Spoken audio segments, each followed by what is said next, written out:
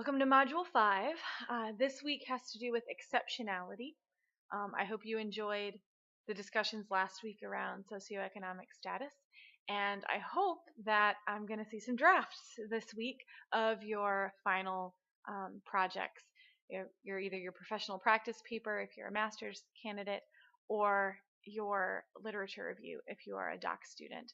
Remember, I'm happy to look at drafts. You don't have to send me a draft, but it does help you kind of workshop through that final piece before you have to turn it in as the final version, because we will not have time to revise or do anything after that due date. So these summer sessions are very, very short. So this last module, bringing it all together. I'm not going to do a PowerPoint with all the alphabet soup that has to do with exceptionality this week, because I did try and pick readings that do that for me.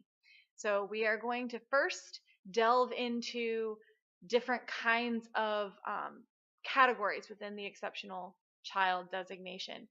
At the beginning of the session, we read IDEA, or parts of it. We skimmed it, right? And so we should know a little bit about this already from doing that. But we're going to look at some articles that give us information about certain learning disabilities, behavioral emotional disorders, physical disabilities, so that we understand the big swath of things that are covered by IDEA and other legislation, actually. And then we're going to look at universal design for learning.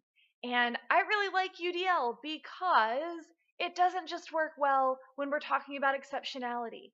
UDL is something that helps us address equity education across all of the identity pieces, all the modules that we've looked at, because it attends to multiple intelligences. It attends to home knowledges and funds of knowledge.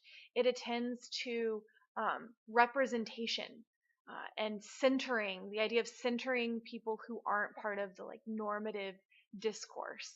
So UDL is a really powerful tool. So there are a few readings this week that have to do with UDL. And I hope that we'll do some good brainstorming on the boards this week about how you've seen UDL used in classrooms, or how you hope to use UDL or could imagine using universal design for learning. And I'll throw a few more resources up on the discussion boards as we go through the week too. So it's a very short video this week. Just a reminder to send your drafts if you want to of your final projects, and I'll see you on the discussion boards.